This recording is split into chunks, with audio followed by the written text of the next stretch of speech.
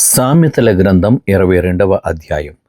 గొప్ప ఐశ్వర్యము కంటే మంచి పేరును, వెండి బంగారముల కంటే దయయు కోరదగినవి. ఐశ్వర్యవంతులను దరిద్రులను కలిసియుందురు, వారందరినీ కలుగజేసిన వాడు యెహోవాయే.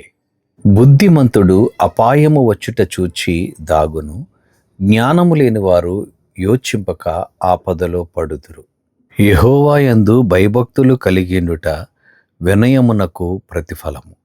ఐశ్వర్యమును ఘనతయు జీవమును దాని వలన కలుగును. బాలుడు నడువవలసిన త్రోవను వానికి నేర్పుము, వాడు పెద్దవాడైనప్పుడు దాని నుండి తొలగిపోడు. ఐశ్వర్యవంతుడు బీదల మీద ప్రభుత్వము చేయును, అప్పు చేయువాడు అప్పిచ్చిన వానికి దాసుడు. పుష్ట్యమును విత్తువాడు కీడును కోయును, వాని క్రోధమును దండము కాలిపోవును. దయాదృష్టి గలవాడు తన ఆహారములో కొంత దరిద్రునికిచ్చును, అట్టివాడు దీవెన నుందును. తిరస్కార బుద్ధి గలవాని తోలివేసిన ఎడల కలహములు మానును, పోరు తీరి అవమానము మానిపోవును.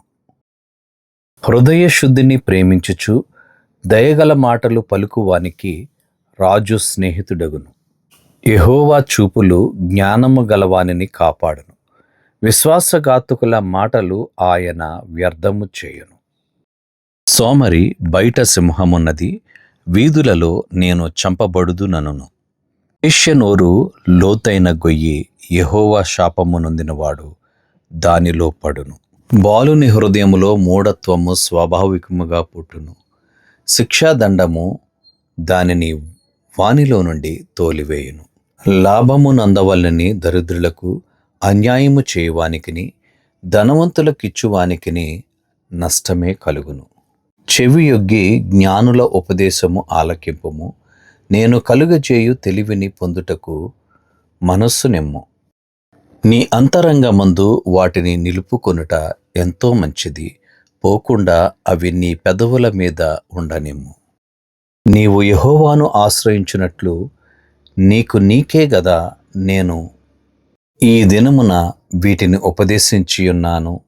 నిన్ను పంపువారికి నీవు సత్యవాక్యములతో ప్రత్యుత్తరమిచ్చున్నట్లు సత్య ప్రమాణము నీకు తెలియజేయుటకై ఆలోచనయు తెలివియు గల శ్రేష్టమైన సామెతలు నేను నీ కొరకు రచించితిని.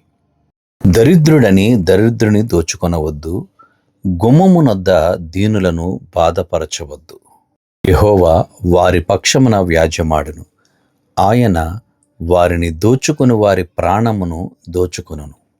కోపచిత్తునితో సహవాసము చేయకము, క్రోధము గలవానితో పరిచయము కలిగి ఉండకుము. నీవు వాని మార్గములను అనుసరించి నీ ప్రాణమునకు ఉరి తెచ్చుకొందువేమో.